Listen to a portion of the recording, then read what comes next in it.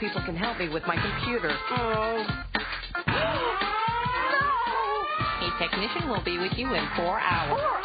You can upgrade for just $5,000. What? The Universal Serial Config board should be set to ID 6. I need that in plain English. Help. Leo Laporte to call for help. May I help you? Get on in here. Come on in here. Hello there. How are you? Good to see you. Welcome to Call for Help. I'm Leo Laporte. This is the show you've been looking for, my friends, the show where we explain computer problems. We answer your questions in plain English. I know I'm going to lose my membership in the Geek Guild for this for sure. Can you believe that? We explain it all so you can understand it. Wow, what a concept. And if you want to join the fun, we do this show live Monday through Friday, 7 to 8 p.m. Eastern Time. Call your friends, tell your neighbors, get the relatives, get Aunt Georgia sitting down next to you on the couch. We want them all to watch, and we want you to participate. You can call toll-free anywhere in North America, 888-989-7879. You can also email me, and I get the email throughout the show. So if you send me something now, I'll get it before the show's over. Call for help at zdtv.com is the email address. It's amazing how many messages I get with help in the subject line. Help! You can help! You can also chat with us. Not as many people saying help and chat, however. By going to the chat room, go to the website, zdtv.com/call-for-help, and chat with us in there. Great. It's great fun. Nice people. They know a lot, too. I mean, you can get a lot of questions answered just by going to the chat room. Now, let's look ahead to today's show. Wonderful show put together for you. Tax time is here. But there is some good news. We're going to talk to a tax attorney who is going to tell us how to write off the cost of your home PC, whether you're in a business of your own or you're an employee. The rules are different. We'll explain. Plus, you may have seen this, the internal clock on your PC struggling to stay accurate. I can't keep up. It's a product of how your computer works. And it may lose the correct time, but I'm going to show you how to fix that with some free software that will keep your PC accurate. How do you like that? Well, let's get to our first call of the day from Daniel in Cedar Bluff, Virginia. Hello, Daniel. Welcome to Call for Help. Hey, Leo. How are you? I'm great. How are you? Oh, I'm just doing excellent. Well, I'm glad to hear that. What can I do for you today? Well, I have a problem. The big problem is I'm trying to put up a website, and I do not know HTML that well. Okay. And not necessary, by the way. Really not necessary. Okay. And I'm looking for a really cheap or free WYSIWYG editor so I can go out and put this up here quick. Right. All right. Well, first of all, you probably already have two. You just didn't even know it. The front page. Front Page Express, which comes with Internet Explorer, and Netscape comes with something called Composer, both of which are WYSIWYG. No, let me step back a little bit because people are going, what did he say? He says he needs a WYSI what? It's WYSIWYG, which is WYSIWYG. I had to look at the screen. What you see is what you get. And it actually goes back to the very earliest days of computers when, in the old days of computers, you had a text-based screen. You'd be a word processor. You'd have no idea what the page was going to look like. And then, lo and behold, they came out with word processors where you could see the printed page on your screen. You would know that it was going to look like that when you printed it. And now that's the same thing with these web editors. Instead of writing obscure HTML commands, suddenly now you can do it like a word processor and see what it's going to look like. So you do have two. Let me just show you Netscape Composer. Not as many people know that. This is it. I'm now designing a web page. This is my new web page. And I'm just doing it like a word processor. And I can insert graphics by going to Insert.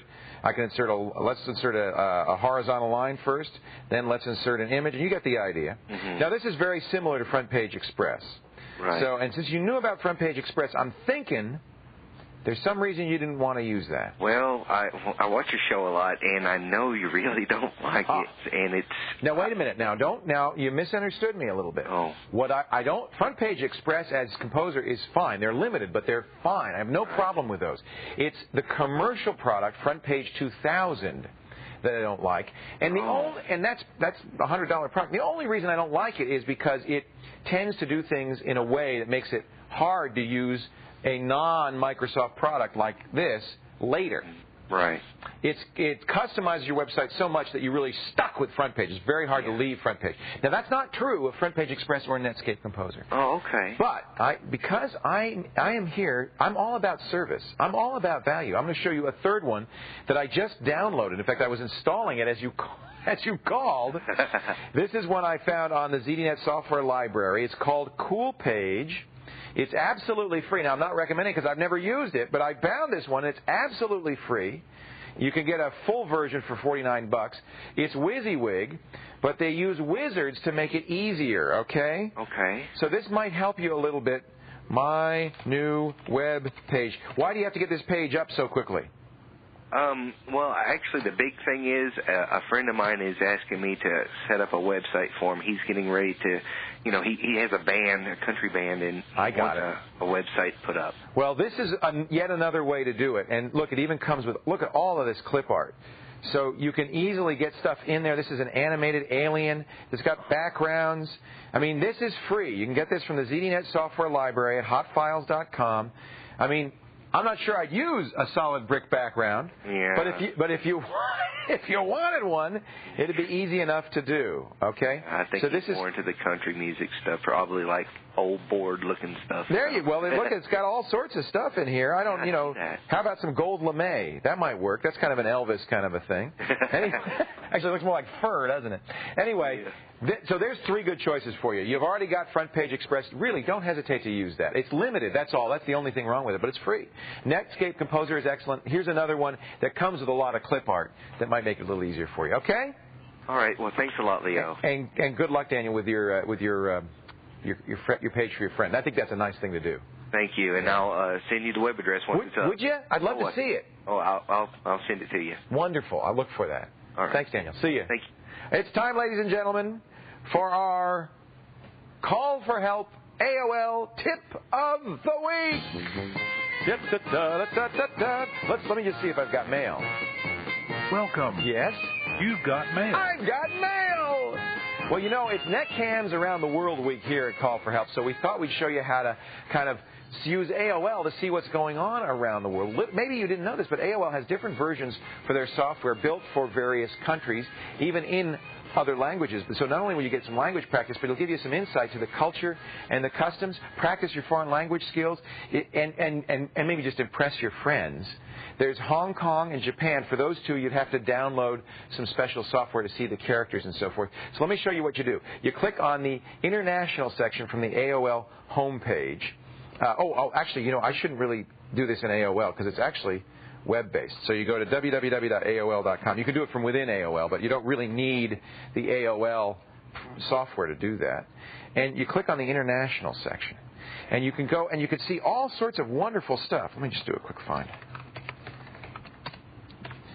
Down here, it's kind of hard to find. There you go. International. And look at this. You can see newspapers of the world. You can see the AOL content from the various sites around the world. This is AOL is more than just an American online service. It's really good to know. They've got Australian, Brazil, Canada, Germany. Where do you want to go today, David? UK, France? I know where you want to go. Sweden. How did I know? Now, I can't read this, but I'm sure if you were in Sweden, you could. For du skulle hörnde få med det AOL. Tanster funde högermörde. Look at this. So it's really a great way to kind of open yourself up to cultures from around the world. You can even download the AOL in that language and use it to practice. Okay? Just go to AOL.com, and for more information about our AOL Tip of the Week, go to Call for Help. His website, that's zdtv.com/call for help, and click on the AOL tip right on the front page there. Coming up next, here on Call for Help, timing is everything, and the same's true of your PC. We're going to show you how to keep your computer clock accurate. As Call for Help continues.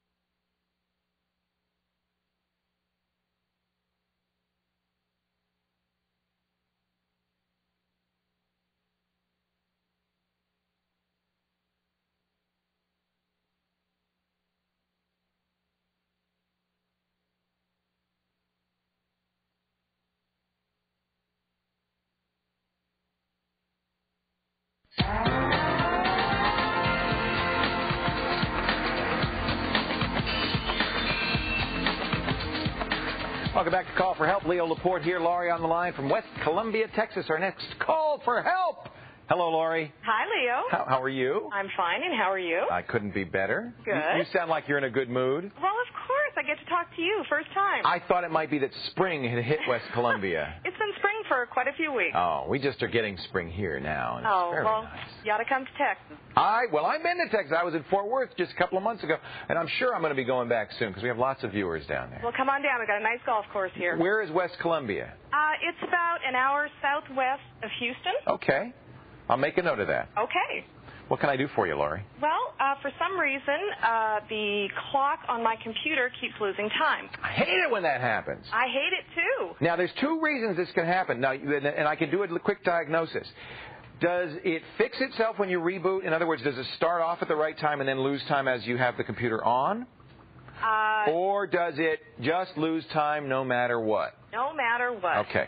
The first case, where every time you restart the computer, the time gets back to normal, means that there's some program running in your computer that's causing the real-time clock to slow down or speed up. Usually it's slow down. Okay. Microsoft talks about this, and there are a number of programs like Norton Antivirus that can cause that. But that's not your problem. Okay. Because your problem is that, you have a clock, basically it's like a watch in your computer. Right. It's called the RTC, or real-time clock. And frankly, some motherboards just, are a little messed up. Has it always been that way, or is it only lately? Actually, it's been going on for quite a few months now. Okay, but it didn't always lose time. No, not in the beginning. Is it an older computer? 98. Okay. Now, so I should have said there's three things, because another reason you can lose time is that the battery in your motherboard is starting to wear out. Now, right. 98's not very old, so I don't think that's what I thought, too, but... Yeah. Well, did you replace it? No. All right. Well, that's one thing. It's on a computer of that vintage, pretty recent, there'll be a round silver lithium... Here, I'll show you. I got a motherboard right here. Okay. A round silver lithium battery, just like a watch battery. Right. And you can just pop that little baby out if you can get to it. Usually it's not too hard. And put in a new one. In fact, you could even find it at your local Walmart probably. You just bring the number in. Mm-hmm. So that's often the case. 2 years, it's on the edge.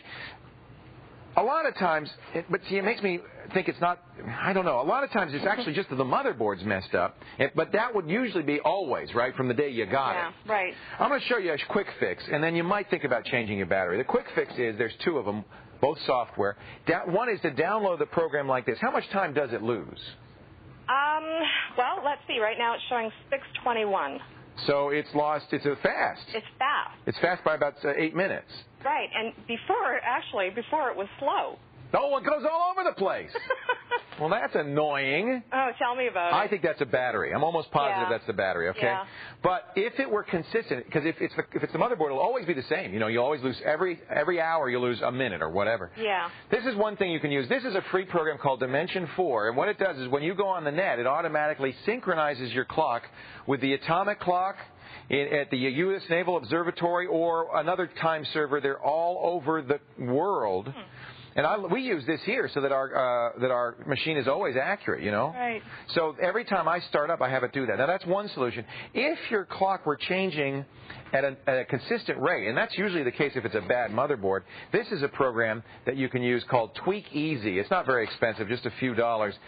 What it does is it will actually test your system, and you can, over time, it'll calibrate it so that it always compensates for this. But see, that would only work if your system were always losing the same amount or gaining the same amount of time. Right. What is strange, though, is that when you ask me how it was right now, this is the first time I've seen it go ahead in time. Usually it's losing. Laurie, it's a battery. Yeah, probably. I think that's it will either be consistent, in which case the motherboard just has a bad crystal. Uh-huh. And that's what this is for, this Tweak Easy. If it's all over the place, it's just the battery. Okay. And this will cost you a couple of bucks to replace. No problem. Hey, thank you, Laurie. Well, it's nice talking to you, Leo. It's nice to talk to you. I'm glad you called. Nice. Okay. Take care. You too. Bye-bye. Bye-bye. We'll come to West Columbia and play some golf. We're going to take a break, but first, nice swing, huh? Or is that tennis?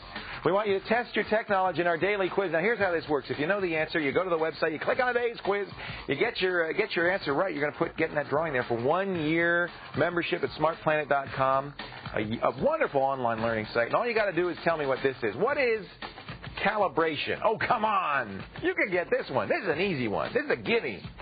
Is it digital video noise, a sonic vibration, and accuracy adjustment, or a celebration for Californians? Get it? Calibration. Get to the website. Give us your answer. We'll talk about calibration in a little bit when Call for Help continues.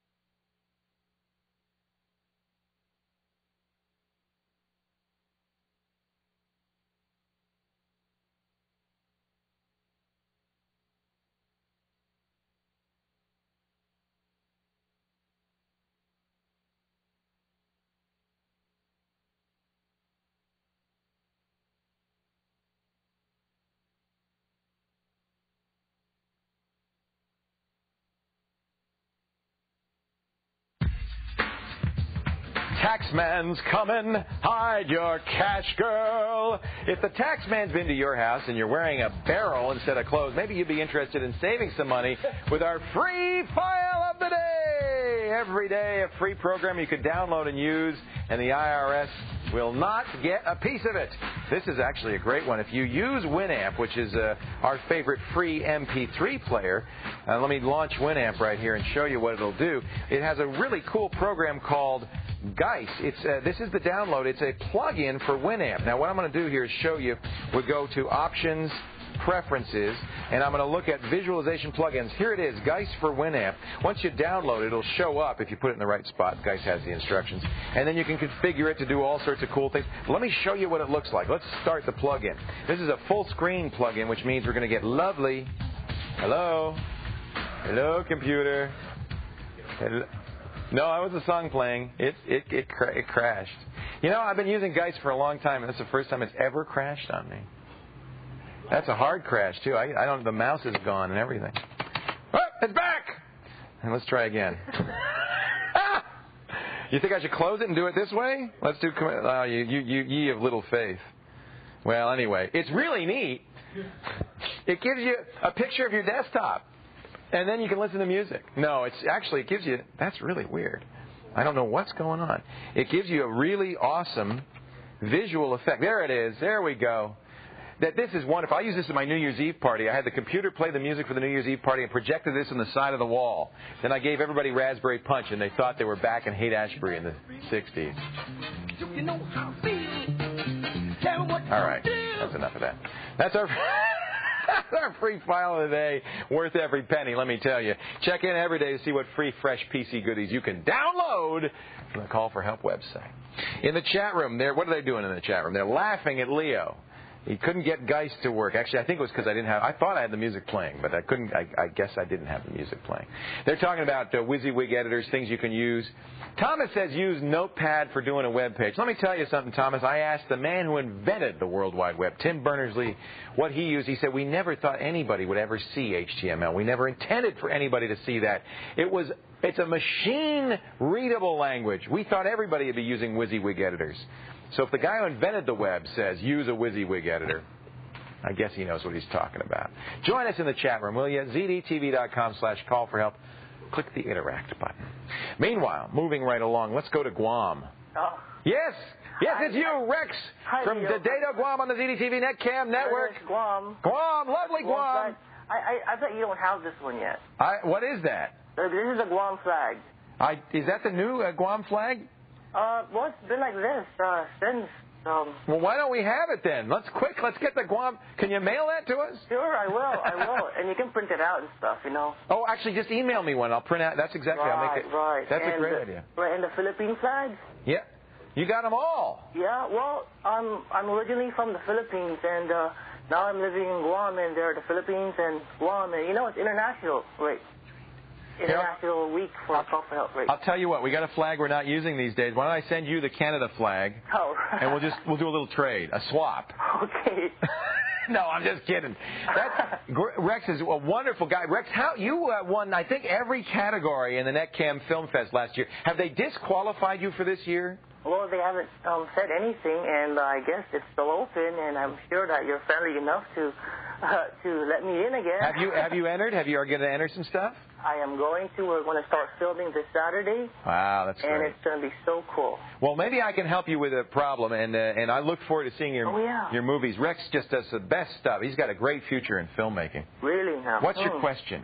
Well, see, when I turn on my computer and start Windows 98, the system resources usage uses about 90%. That's pretty normal. That's normal, yeah. Yeah, when I start a few programs such as the Adobe Photoshop LE, the Internet Explorer, and others, the system resources goes down to about 70%, which is that's normal, right? So far, that's normal, yeah. Right. Now, the longer I use those programs, the lower it gets. That's not normal. That's not normal. And sometimes it goes as low as 3%, and I'd end up having to reboot the computer. Yeah, that's a crash in the making. Let me show people what you're talking about and tell them what system resources are. Okay. If you go to your start menu and hit Programs, Accessories, System Tools, and then you go to the Resource Meter. Most of you will have this installed. If you don't, you can install it from the Windows disk.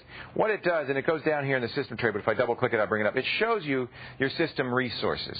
Now, system resources is a small pool of memory. It has nothing to do with the total amount of memory you have. You can put 3 gigabytes of memory in your computer. You'll still have the same amount of room for system resources. They get used up by programs. It's where the Windows stores information about the program's windows, icons, menus. All of that stuff gets stored in the system resources. And as a program is launched and run, it's normal for these to go down. But they shouldn't go down past maybe 10 or 20%, because if they do, that's when you're going to have a crash. Now, you notice I have 3 programs open here. I have Netscape, Internet Explorer, and Outlook Express. And actually, the resource meter is 1, too. So I'll say 4 programs open. And my system resources are fairly low. They're down to 52 and 63%. Now, that's not great, but it's usable. Right. If they continue to shrink, by the way, one of the reasons is, see all these things in my system tray? Every one of them takes up system resources. So here's a couple of suggestions. First of all, turn off as many of these as you can. This is a spy cam. I could turn that off. This is a little search engine I could turn off. You know, this is my email thing. That you can't turn off. Turn off any of these that you can, okay? That's one thing that uses up resources. If, though, there's a program you're running and you notice it's running and the resources are slowly shrinking as it's running, that program has what we call a memory leak. It's acquiring resources and not releasing them as it's supposed to. If closing the program doesn't fix the problem, the program has a bug in it. Now, there's not a whole lot you can do if a program has a bug, except see if there's a new version on the website, okay?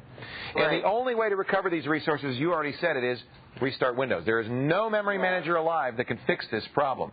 And there's no shareware or anything that will release. I've inquired, and there is nothing, because there's no easy way. The only way Windows knows how to get these resources back, once a bad program's used them up, is restarting. I'm sorry to say. Right. Right. Okay. I remember you all once mentioned that every time you start a program, it uses system resources, and sometimes it doesn't give it back. That's exactly what happens. We did a little this thing with farm animals, you might remember. Right. And that's exactly what happens. But there's no fix for it except to go to the company that made the program and say, hey, you're doing something wrong and bad, and stop it, because I can't use. Partly it's because you're using so many programs at once, Rex. Make sure the only thing a user can do is get all those things out of their system tray. Oh, hey, gosh. we got to run. I will look for your entries, okay, in the Film Fest.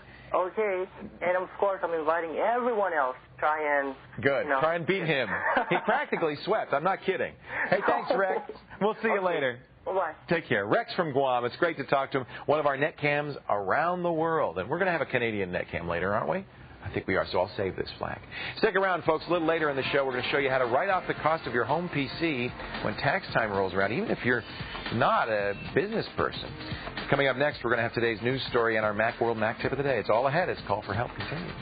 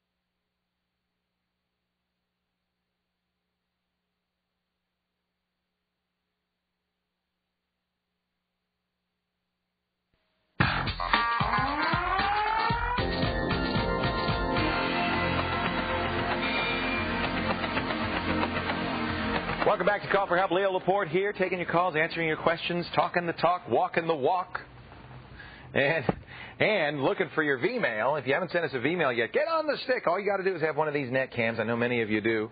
And you don't have to call us live in the net cam. If you're shy, just record. So, Leo, I've got a question for you. Record that and email it to us. We've got a special address, cfhvmail@zdtv.com. And you can join us in the chat room, too. A lot of fun in there. Nick just asked if this show was live. Nick, yes, it's live. If we're live, could I chat with you? No, of course not. Join us in the chat room, zdtv.com/call for help. Now, this is about the time of the show, about halfway through. I'd like to check in with the newsroom, see if anything is broken out there, you know, because when news breaks, Erica Hill is here. to fix it. Hello, Erica. Hello, Leo. How are you? I'm doing well. And, you know, anything I can't fix, that's where you come in. That's right. Between the two of us, we're doing all right. We're doing okay. So what's news out there? Today we have a story about some other people who are doing okay. Yeah? It's actually, we have another feel-good story. I can't speak English. We have another feel-good story I knew for what you meant, though. I need that language software you were using yesterday.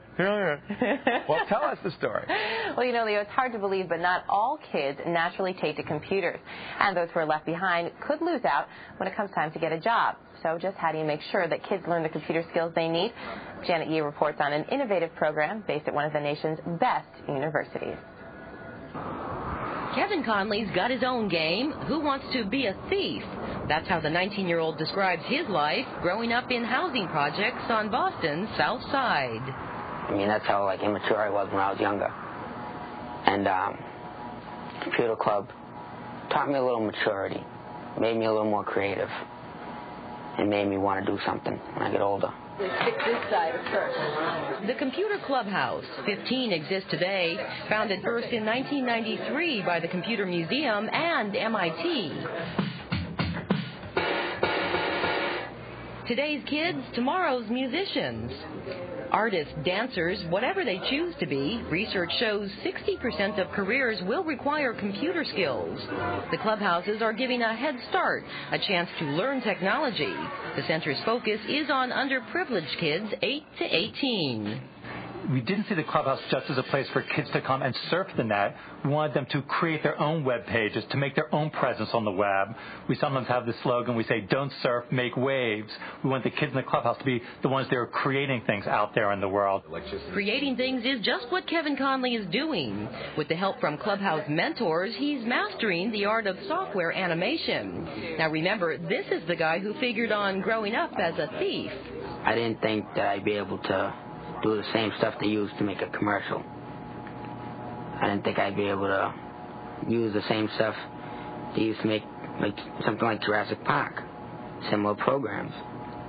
I didn't think I was that creative, and it opened my eyes to all the capabilities that I have. The Computer Clubhouse concept is catching on. Intel is adding its name to the list of supporters. Using the MIT model, the chipmaker plans to open 100 of these after-school centers by 2005. It's like bringing a library to children, but we're bringing more than books. We're bringing the technology to them, the mentors to them, and showing them how to use the technology in their everyday life. All told, the clubhouses will serve 50,000 young people in 4 neighborhoods around the world. Intel plans to spend $20 million on the project, with 20 of the computer clubhouses opening this year. Janet Yee, ZDTV News. Now, Leo, as Janet said, the Computer Museum in Boston is also a part of that effort, and you can learn more about it by heading on over to their website at www.tcm.org. That's a really neat place. And a lot of communities are developing these kinds of efforts. I think it's a wonderful idea. That it is. Usually the hard thing is to find a grown-up that knows more than the kids. That's why we have you, Leo. Most of the kids, you go in there, they go, I know all about that. Show me something I don't know. It's true. Thank you, Erica. Thank you. Erica Hill in the newsroom. You want to know more about this story or any technology news, this is the place. We've got the greatest news people working round the clock to give you the latest. Just watch every hour on TV or anytime you want on the website at zdtv.com. And now, though, it's time to get Macish. Our Macworld Mac tip of the day. And today's tip, we're going to show you how to broaden your search for Apple help here from Macworld Magazine. To tell us all about it, Catherine Lunsford. Hello, Catherine. Hey, Leo. Let me see the tongue. No, it's not purple. No more purple. Did you have a gumball before you came on? I did. I think I might be addicted to them. Very bad. First rule of television, no colored It's Easter food. time, though. And, yeah, you got to Easter candy. Watch out for those to me peaks. every They'll year. make you sick. So, what do you got? What is broadening your search? I don't understand how that works. Okay, well, it always amazes me that more people don't use the Apple Help Center because it just has amazing amount of information. You mean online? No, actually on your computer. Sure. In the Finder. See, I don't use it, I guess. When you have nothing selected, right, you have a Help button. Right. People never use this. Help Center. If you go to the Help Center. Is this OS 8 or later or OS 9 or later? It's OS 8 and later. You have several different options. We'll go to Mac Help, and we'll take a simple problem. Like a lot of people think they may have a memory problem or they don't know how to change memory in a program. Right. You can search for the information you want. We'll just, up here at the top dialog box, we'll type in memory. Memories. And tell it to search.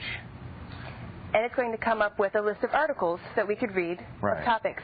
But say we don't find what we want, right? All you have to do is broaden my search. And what we're already looking at is all of the information in the OS help. Right. If we broaden our search, it's going to look at all of the other categories, such as QuickTime, Apple Works. And so you see here we have several more stories. Right. About how to... Yeah, a lot of times you want to narrow your search, but in this case, sometimes broadening it can help. Yeah. I think that's why a lot of people don't use the Help Center, is they can't find what they want immediately. Right. This is a way to... Great tip, Catherine. I love that. So that's just a link that will show up at the bottom of the help screen, if that's possible. If there's other categories to search, it'll show up. Great tip. I love it. Use that Apple Help. It's right there. If you want more Mac tips, by the way, Catherine shows up on the show. We've got all our Macworld editors who come in. And, of course, you can go to macworld.com, a great website where they have lots of Macworld information. Now, we're going to take a break, but a little later on in the show, tax tips on how to write off your home PC. Coming up next, we'll commune with you about your techno woes. Whoa. Give me a call and let your computer problems become mine as Call for Help continues. Stay here.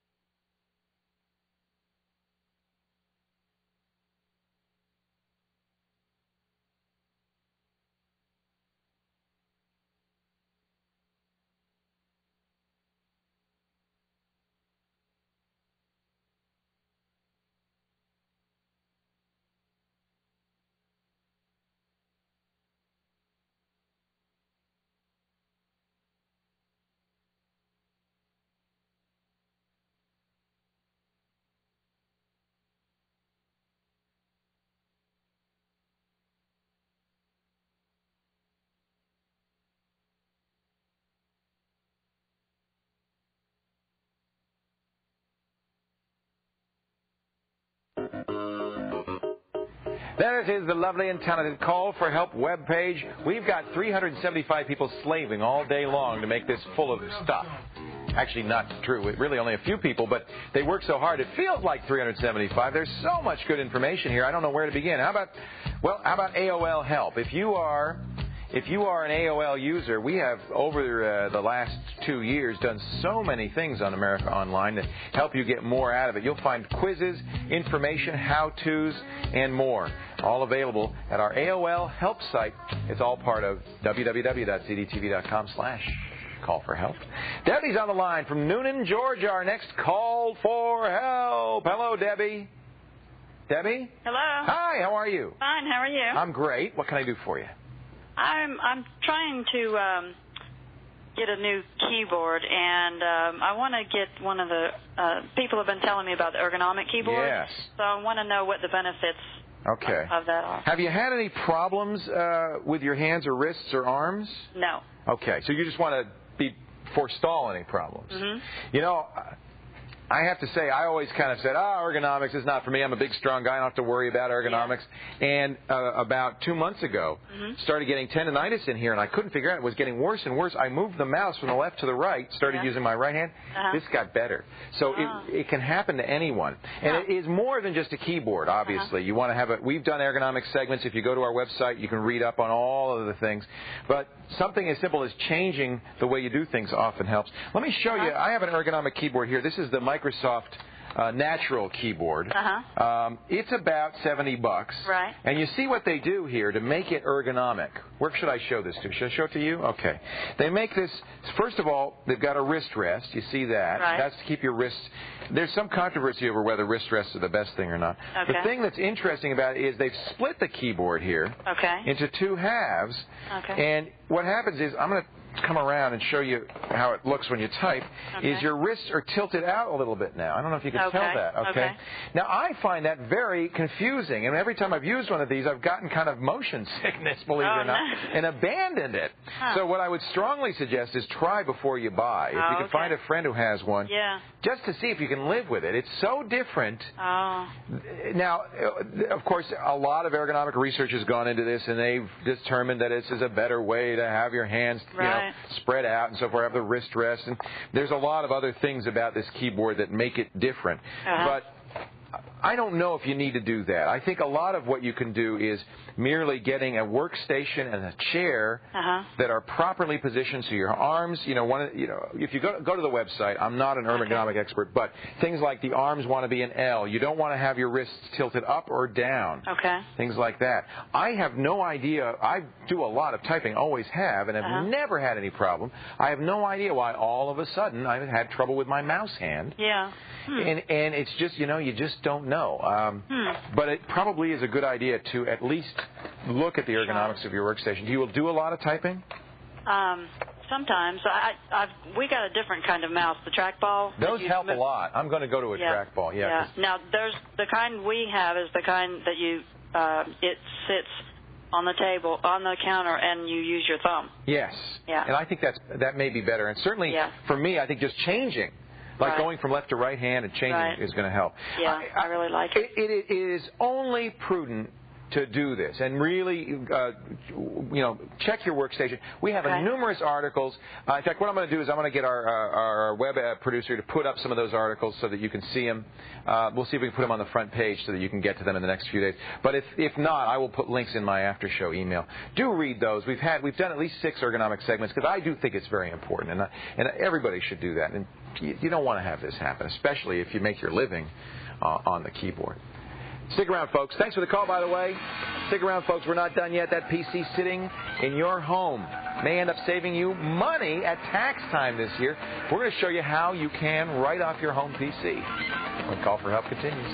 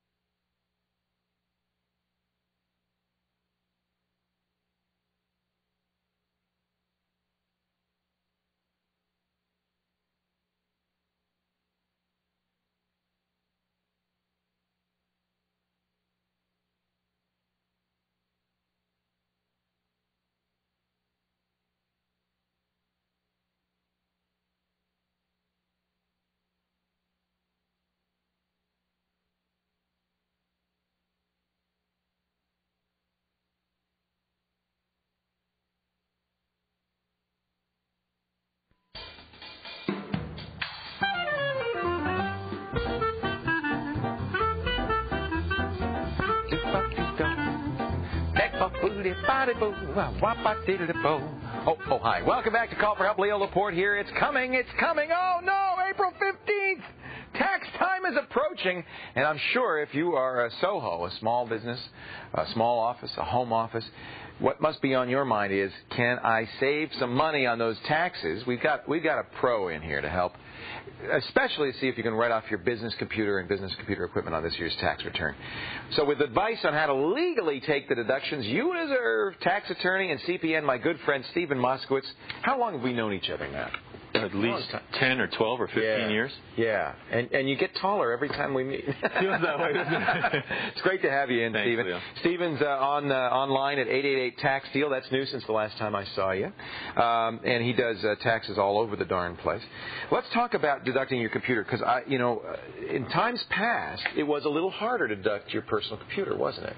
It was. Then some court cases came out, and it's a lot easier now. They made it easier? The courts made it easier? Yes, they did, and then the IRS stopped fighting it so much. Okay. Well, let's talk about two different cases. Obviously, if you're a small business, deducting your equipment for your business, that's easy, right? Very easy. You got to do that. Sure. Some of the issues, I guess, would be, do I have to depreciate it over time, or can I deduct it all in 1 year? A lot of cases you can deduct it all in 1 year. Really? Yes. Is there a money threshold, or what? How do you determine Yeah, that? it's Section 179 in the Internal Revenue Code, and there's actually a form, and an awful lot of people can qualify to deduct not only the computer, but all the equipment that goes along with it. So the process of filling out the form will kind of tell you whether you have to do it now. You'll see it right on the top of the form. It'll give you the max amount. Oh, great. Okay. Now, more to the point, of course, for people like me, I'm an employee, and for years I thought, hey, I have a computer. I even do use it for work all the time. I do research, I do writing. But I thought I couldn't deduct it. Didn't the rules used to be, if you're an employee, you can't deduct it unless you had to buy it? Actually, the Mr. and Mrs. Cadwalder challenged that, and under the Cadwalder's case, the tax court said, yes, you can, and that opened the floodgates. Mrs. Cadwalder, Mr. wherever you are, we love you. Thank you. So that's interesting. So now, what are the rules about deducting my personal computer? If you use it solely for business, then you can deduct all of it. Okay. If you use it partially for business, then you deduct the portion used for business. Oh, so if the kids play games on it sometimes, or even if I play games on it sometimes, that portion can't be deducted. Now, in your case, playing games would probably be business related. Oh, that's a good point. Yeah. Sure. That's why you always need to be thinking taxes. I play games for a living, right? Yeah. Very important. I didn't even think about that. So if my kids, though, there's no, I could probably even say, I was having them test software. In your particular case, I would think that your kids would test things that you didn't show. All right. You see, this is good. But now, for most people, what do they need to do to figure out what percentage of it was a business use? Is there some way that they can keep track of that? What I would do is I would assume it was all business use, and then I would subtract out the time that you didn't use it. So if your kids sat there and played some game that had nothing to do with business, I would subtract that out. Can I make a good faith estimate saying, I'm at home 4 hours a night. I usually use it 2 hours a night for myself. My kids might use it 1 hour a week, and then figure it out from that? Most people do a lot of good faith estimates. Okay, that's allowed. Of course. Now let's talk about paperwork. What kind of paperwork I need to deduct this? Do I need every receipt for everything I ever bought? Or? That's the difference between planning and defense. If you ask me, should I keep everything, the answer is yes. That's planning. That's planning. Right. If you didn't and you're just watching the show, go ahead, make a good faith estimate. When you ever do that, use an IRS form called a disclosure statement. And it just happens to be in that package. I bet it does. You got every form in here. Let me see, disclosure statement. You just tell the government that you didn't have your actual records, you made a good faith estimate, and that can really help. Okay, so here's a disclosure statement. Isn't this a red flag, though? Isn't this saying to the IRS, hey, warning, they're trying to deduct something that they can't justify? When that first came out years ago, people thought that, and that's not been the case. This is saying, I know what the law is, and I'm telling you something. We use those in the office all the time, and we don't have problems with them. So better to disclose than not to disclose. And yes, and actually that saves you from penalties down the line, even if they do examine you. Oh, interesting. Because you've been forthright. Yes, and that's why this is so good. All right. Well, we have a lot of forms here, and I know people are going to say, well, wait a minute, where am I going to get those forms? The IRS didn't send them to me. I don't know where to get them.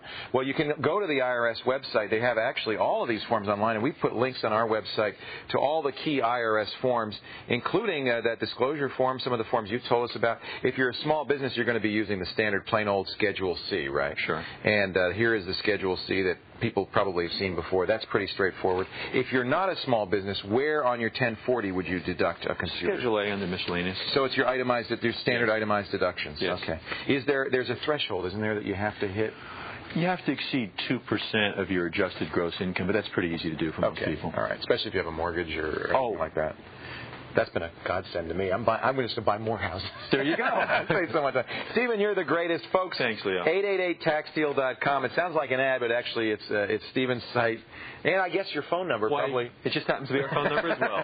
How'd you get that? Was smart thinking. Thank you. This guy's always thinking. I appreciate you coming by, Stephen. My pleasure. And I hope people are paying attention because you really can save some money. You really, really can, and you should. It can make a tremendous difference in your life. Charitable deduction, too, when you after a couple of years when you don't have the computer anymore, right? Sure. Give it away.